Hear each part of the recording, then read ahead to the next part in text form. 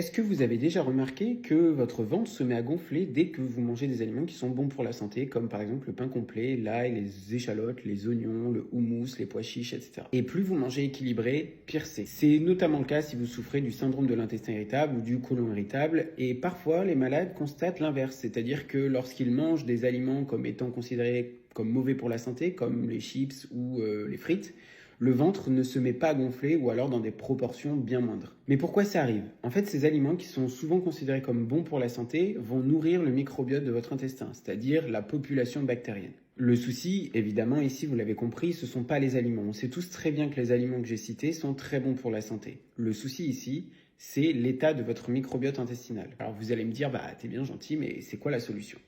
Alors la solution, elle est assez simple en réalité, c'est la mise en place d'un régime visant à exclure temporairement les aliments qui provoquent des gaz et des ballonnements. Voyez-le un peu comme un pansement ou un plâtre qu'on met sur une jambe cassée pour qu'elle guérisse. Le régime s'appelle le régime FODMAP. Et ça serait un peu compliqué de vous expliquer dans un réel son fonctionnement, donc si vous commentez FODMAP dans la barre des commentaires, je vous envoie un guide qui vous explique un peu ce qu'est le syndrome de l'intestin irritable et comment mettre en place le régime pauvre en FODMAP.